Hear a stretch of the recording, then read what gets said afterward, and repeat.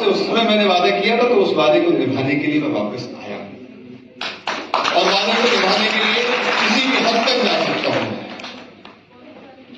वैसे तो लड़ने की आवश्यकता नहीं पड़ेगी, अपनी सरकार है, लेकिन लड़ना पड़ा तो इस बात के लिए आप निश्चिंत रहिए, अगर आपके लिए लड़ना पड़ा, अगर हक के लिए लड़ना पड़ा तो वैसी नौबत नहीं आएगी, लेकिन अगर नौबत आई तो उसके लिए भी कार्तिकेय तैयार है। तो सुना आपने मध्य प्रदेश के पूर्व मुख्यमंत्री शिवराज सिंह चौहान के बेटे कार्तिकेय चौहान को, जो मध्य प्रदेश के लोगों की जुबान पर हैं और चर्चा का विषय बने हुए हैं।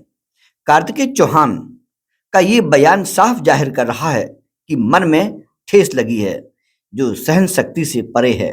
ये बयान उन्होंने सीहोर की जनता के समक्ष दिया है। अपने पिता की कड़ी मेहनत को वो सर्वोपरि बता रहे हैं। तो सुनिए। पूरा मध्य प्रदेश जानता है, आपके भैया ने चुनाव में जब मेहनत करी तो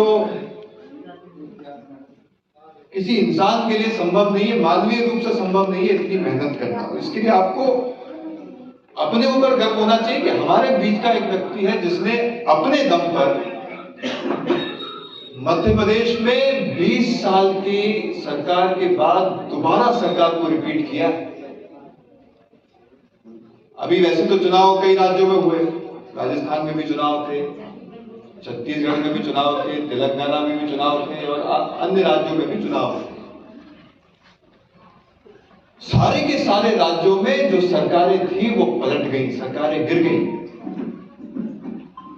कहीं कांग्रेस की सरकार थी, कहीं और कोई सरकार थी, लेकिन एकमात्र मध्य प्रदेश ऐसा राज्य था जहां पर 20 साल की सत्ता के बावजूद सरकार केवल लौटी ही नहीं, लेकिन ऐसे प्रचंड बहुमत से सरकार लौटी कि पूरे देश की आगे। कार्तिकेय चौहान ने अपने को नेता नहीं होने की बात की। यह भी कहा कि राजनीति में आने का मेरा कोई मन नहीं है और मोहन सरकार को चुनौती भी दी। चुनौती विकास कार्यों को लेकर दी है, वरना कार्तिकेय चौहान टकराने को तैयार है। जी को यह आश्वासन दिया कि जैसे पहले काम होते थे उसी गति से आगे भी काम होते रहेंगे।